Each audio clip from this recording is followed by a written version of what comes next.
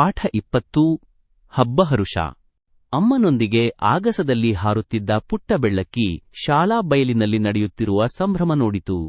ಅಮ್ಮ, ಅಲ್ಲಿ ಏನು ನಡೆಯುತ್ತಿದೆ? ಮಕ್ಕಳೆಲ್ಲ ಏನು ಮಾಡುತ್ತಿದ್ದಾರೆ?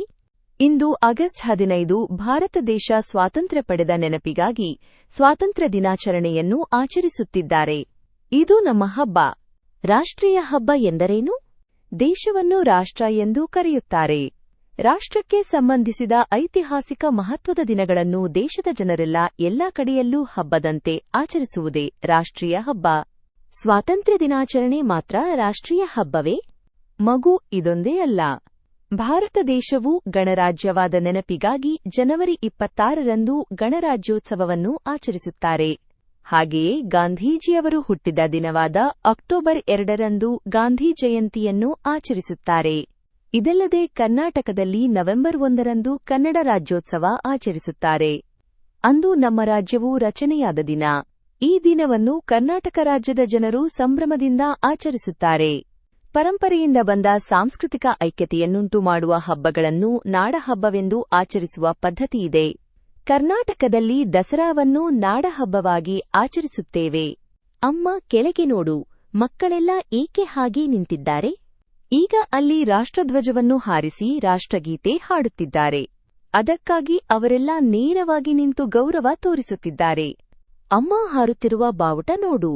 ಅದು ನಮ್ಮ ರಾಷ್ಟ್ರ ಬಾವುಟ. ಇದರಲ್ಲಿ ಕೇಸರಿ, ಬಿಳಿ, ಹಸಿರು 3 ಬಣ್ಣಗಳಿವೆ. ಮಧ್ಯದಲ್ಲಿ ಅಶೋಕ ಚಕ್ರವಿದೆ.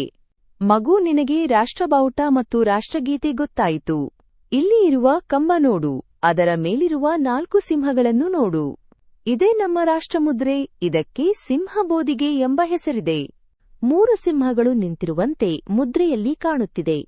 ಇಲ್ಲಿ 4 ಸಿಂಹಗಳಿವೆ. ಸಿಂಹಗಳು ಒಂದಕ್ಕೊಂದು ಬೆನ್ನು ಹಾಕಿ ನಿಂತಿರುವುದರಿಂದ 4ನೇ ಸಿಂಹವು ಮರೆಯಾಗಿದೆ. ಸಿಂಹದ ಕೆಳಗೆ ಓಡುತ್ತಿರುವ ಕುದುರೆ, ಚಕ್ರ ಮತ್ತು ಬಸವ ಇವೆ. ಇವುಗಳ ಕೆಳಗೆ ಸತ್ಯಮೇವ ಜಯತೆ ಎಂಬ ನುಡಿ ಇದೆ.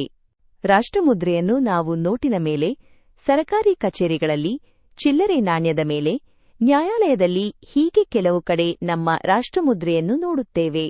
ರಾಷ್ಟ್ರಮುದ್ರೆ, ರಾಷ್ಟ್ರಧ್ವಜ ಮತ್ತು ರಾಷ್ಟ್ರಗೀತೆಗಳು ನಮ್ಮ ರಾಷ್ಟ್ರದ ಮುಖ್ಯ ರಾಷ್ಟ್ರಲಾಂಛನಗಳು.